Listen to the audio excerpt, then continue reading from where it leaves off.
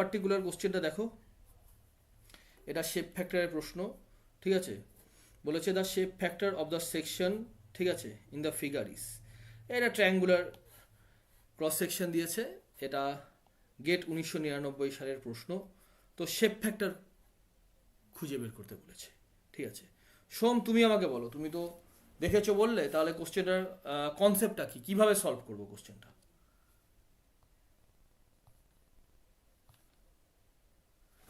কোশ্চেনটা কিভাবে সলভ করবো? স্যার ওটা ওই ট্রায়াঙ্গেলের বড় ট্রায়াঙ্গেলের মাঝামাঝিটা ইকুয়াল এরিয়া অ্যাক্সিস করে নেব। হুম, না, বড় ট্রায়াঙ্গেলের মাঝামাঝি তো ইকুয়াল এরিয়া অ্যাক্সিস না। তোমার এরিয়া যেখানে, যেই পার্টিকুলার জায়গাটাতে সেকশন তুমি যদি কনসিডার করো, তাহলে এরিয়াটা যদি ইকুয়াল হয় তবেই তোমার ইকুয়াল এরিয়া অ্যাক্সিস। তুমি ইকুয়াল এরিয়া অ্যাক্সিস তো কনসিডারেশনের কোনো ব্যাপার নেই, তাই না?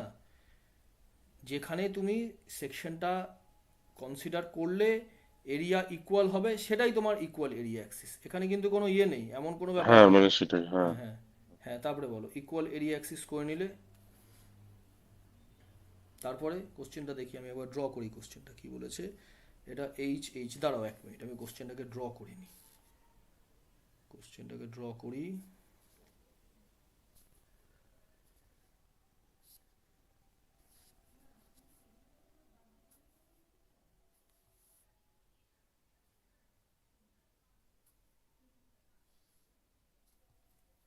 বেশ, বাদ দাও, ফ্রি হ্যান্ডেই ড্র করে দিচ্ছি। এই হাইটটা তোমাদের বলেছে এইচ করে, এইচ, আর এটা বলেছে বি, উইথটা বি, ঠিক আছে। এটাই বলেছে যে ইয়ে কত, শেপ ফ্যাক্টর কত। তাহলে শেপ ফ্যাক্টরের ফর্মুলা কি, আগে প্রথমে সেটা বলো। শেপ ফ্যাক্টরের ফর্মুলা কি? শেপ ফ্যাক্টর হচ্ছে Z P by Z Y. Z P by Z Y, ঠিক আছে। এবার জেড পি মানে কি? জেড পি মানে হচ্ছে a/2 ইন্টু y1 বার প্লাস y2 বার। ঠিক আছে, তাহলে তুমি বলছো যে shape factor equals to Z P by Z E, ঠিক আছে। তাহলে জেড পি কি হলো? জেড পি হচ্ছে a/2, ঠিক আছে, y1 বার প্লাস y2 বার, ঠিক আছে। এই পার্টিকুলার কোশ্চেনটা যদি বোঝা যায় না, তোমার শেপ ফ্যাক্টর যাই কোশ্চেন দিক না কেন, প্লাস্টিক অ্যানালাইসিসের পারবে করতে, করতে কোনো অসুবিধা হবে না, ঠিক আছে। আচ্ছা, এখানে এ যে নিলাম, এই এটা কি জিনিস? এই টোটাল ক্রস সেকশনের এরিয়া, নাকি তুমি যেটা বলছো যে equal area axis, equal area অ্যাক্সিসের তোমার টপ পোর্শন বা বটম পোর্শনের এরিয়া? এই ক্যাপিটাল না, এটা এটা কি টোটাল জিনিস? এরিয়াটা, টোটাল এরিয়াটা। টোটাল এরিয়াটা হচ্ছে তোমার ক্যাপিটাল এ, ঠিক আছে। তাহলে টোটাল এরিয়াটা এখানে কত হবে? তাহলে মানে total half into 2h। Total এরিয়াটা এখানে হবে, দেখো দুটো ট্রায়াঙ্গেল রয়েছে, এটা ফার্স্ট ট্রায়াঙ্গেল, এটা সেকেন্ড ট্রায়াঙ্গেল, দুটো ট্রায়াঙ্গেল রয়েছে। তাহলে 2 ইন্টু, ঠিক আছে। তাহলে ট্রায়াঙ্গেলের এরিয়ার ফর্মুলা হাফ ইন্টু ভূমি ইন্টু উচ্চতা, হাফ ইন্টু বেস কত বি ইন্টু উচ্চতা কত এইচ, ঠিক আছে, হলো এটা। আচ্ছা, এখানে y1 আর y2 কি, প্রত্যেকে ভালো করে বোঝো কিন্তু, ঠিক আছে, 2 দিন 3 দিন ধরে এই জায়গাটা বলছি। এখানে y1 ড্যাশ আর y2 ড্যাশ বলতে কি বোঝায়? ওই সিজি ডিস্টেন্স গুলো, মানে এই মাঝখান থেকে উপরে। এটা ইকুয়াল এরিয়া অ্যাক্সিস থেকে, equal area axis, equal area Axis থেকে, ঠিক আছে, যেই তোমার ট্রায়াঙ্গেল দুটো কনসিডার করলে, বা যেই দুটো সেকশন, সবসময় তো ট্রায়াঙ্গেল থাকবে সেরকম কোনো কথা নেই, ঠিক আছে, স্কোয়ারও থাকতে পারে, রেড ট্রায়াঙ্গেল থাকতে পারে, সার্কুলার থাকতে পারে, যেই সেকশনগুলো ক্যালকুলেট করলে তার সিজি ডিস্টেন্স। তাহলে এটা হলো 1 নম্বরের সিজি ডিস্টেন্স, তাহলে এটা কত হলো? এটা হলো তোমার h/3, h/3। এটা ধরো এটার সিজি ডিস্টেন্স, এই ডিস্টেন্সটা কত হলো? এটা হলো তোমার h/3, এটা হলো h/3, ঠিক আছে। তাহলে তোমার জেডপির ভ্যালু কত হলো? জেডপিটাই তো আগে আমাকে বের করতে হবে। তাহলে জেডপির ভ্যালু হলো, এটাকে আমি আগে একটু ক্যালকুলেশনটা করে দিই। এটা কাটা গেল, তাহলে কত হচ্ছে? B into H, B into H, তাহলে বি ইন্টু এইচ, আর নিচে 2 রয়েছে, ঠিক আছে। তাহলে এটা হয়ে যাবে হচ্ছে বি ইন্টু এইচ বাই 2, হলো। এবার এটা কত হলো y1 ড্যাশের ভ্যালু h/3 আর y2 ড্যাশের ভ্যালু হচ্ছে তোমার h/3। তাহলে ক্যালকুলেশনটা করো। তাহলে ক্যালকুলেশনটা b ইন্টু h/2 ইন্টু 3 আরটা 2h, h কেটে গেল, h বলি 2 কেটে গেল, তাহলে এটা হয়ে গেল বি এইচ এর স্কোয়ার বাই 3। ঠিক আছে, বি এইচ স্কোয়ার বাই 3। কোথাও ভুল হয়েছে না এগো ক্যালকুলেশনটা? বি এইচ স্কোয়ার বাই 12 না আসা এটাই উচিত। ঠিক আছে। না না না, ঠিক আছে হুম, ঠিক আছে ঠিক আছে, আমি একটা অন্য একটা উত্তর, কিছু কিছু উত্তর মুখস্থ করে রেখেছি, ঠিক আছে, কিছু স্ট্যান্ডার্ড ফিগারের, তার সঙ্গে আমার গুলিয়ে ছিল বি এইচ স্কোয়ার বাই 3। ঠিক আছে সুরাজ, এটা কেন করাচ্ছি বলো তো? আগের দিনের ক্লাসটা যে করালাম তার তো ইনকমপ্লিট রেকর্ডিং হয়েছিল ক্লাসটার। আচ্ছা। তো এই পার্টিকুলার কোশ্চেনটা করিয়ে ও দিলে কি, এটাই তো একটা মাদার কোশ্চেন, এই কোশ্চেনটা যে বুঝে যাবে সে সম্পূর্ণটা কিন্তু করতে পারবে শেপ ফ্যাক্টর, বুঝতে পারলে? সেই জন্য এটা করিয়ে দিচ্ছি। হ্যাঁ, হ্যাঁ স্যার। অসুবিধা হয় ক্লাসগুলো যদি, আমার নিজেরই খুব সমস্যা। আচ্ছা, জেড ই মানে কি?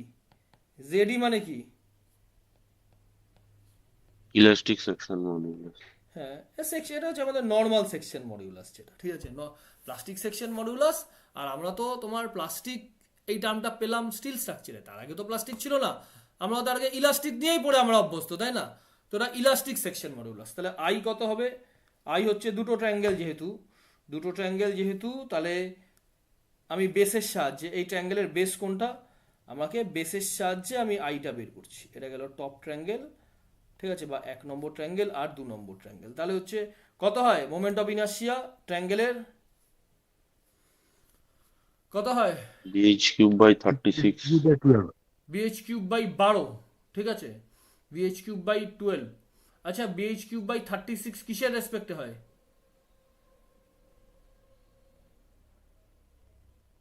কি সোহম? CG7 হুম, CBS টপের রেসপেক্টে কত হয়?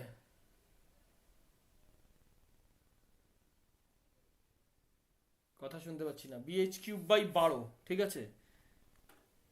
কোনো কনফিউশন আছে মোমেন্ট অফ ইনার্শিয়ার ভ্যালু নিয়ে? মোমেন্ট অফ ইনার্শিয়ার ভ্যালু নিয়ে ভাই কনফিউশন থাকলে তো মুশকিল হয়ে যাবে গো পরীক্ষার হলে, ঠিক আছে। তাহলে দুটো ট্রায়াঙ্গেল আছে, কি সুরাজ কত হয় moment of inertia about base?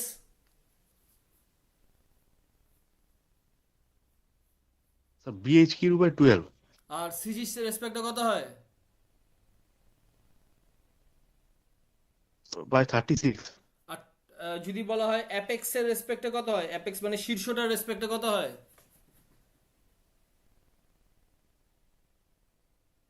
BH cube by 4, ঠিক আছে। যাই হোক, ভুল তো হতেই পারে, এটাকে তোমার মনে রাখবে যে এটা ভুল বললে সোম, বিএইচ কিউব বাই 12, ঠিক আছে।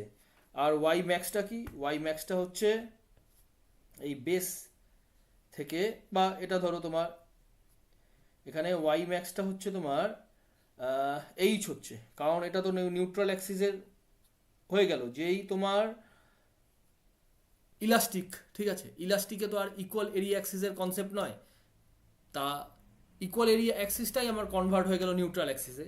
তাহলে নিউট্রাল অ্যাক্সিসে টপ মোস্ট ফাইবারের ডিস্টেন্স, তাহলে টপ মোস্ট ফাইবারের ডিস্টেন্স কত? ওয়াই ম্যাক্সিমাম, ঠিক আছে, এটাকে ওয়াই ম্যাক্সিমাম ধরলাম এটাকে। এবার সেই রেসপেক্টে ওয়াই ম্যাক্সিমামের ভ্যালুটা লিখলাম এইচ। তাহলে ক্যালকুলেশনটা করি, কত আসছে দেখি। তাহলে 2 into B H cube by, এটাকে কাটি না, 2 এটা কত হবে? 6 আর এটা হচ্ছে এইচ স্কোয়ার, আর কিছু লেখার প্রয়োজনই নেই, ঠিক আছে। তাহলে এটা বি এইচ স্কোয়ার বাই 6। তাহলে আমাকে কি বলেছে? আমাকে শেপ ফ্যাক্টর বলেছে। তাহলে জেড পি বাই জেডি, তাহলে জেড পির ভ্যালু কত হয়ে গেল? BH cube by 3, BH cube by 3। আর জেড ইর ভ্যালু কত হয়ে গেল? বিএইচ স্কোয়ার বাই 6টা তোমার ওপরে চলে যাবে। বি এই না কিছু, এটা কিউব না, স্কোয়ারই রয়েছে, এটা কাটবে তো এটা, তাহলে এটা হচ্ছে 2 আসছে অ্যান্সার, তাহলে 2 আসছে। এই নিউমেরিক্যাল প্রবলেমটা দেখো, এটা করিয়েছিলাম, অ্যান্সার সি আসছে, এটা অ্যান্সার সি আসছে, ঠিক আছে। এই হচ্ছে ব্যাপার, বোঝা গেল? আর কোনো প্রশ্ন আটকানোর কথা না, ঠিক আছে। আগের দিনে ক্লাসটাও করেছো, যে কটা কোশ্চেন করালাম যদি আগের দিনের ক্লাসে ভয়েসটা নেই ঠিকই, তুমি বলতে পারো যে স্যার আপনার রেকর্ডিংটা ইনকমপ্লিট ছিল বলে আমি এই প্রশ্নটা সেকেন্ড টাইম করিয়ে দিলাম, ঠিক আছে, সেকেন্ড টাইম করিয়ে দিলাম।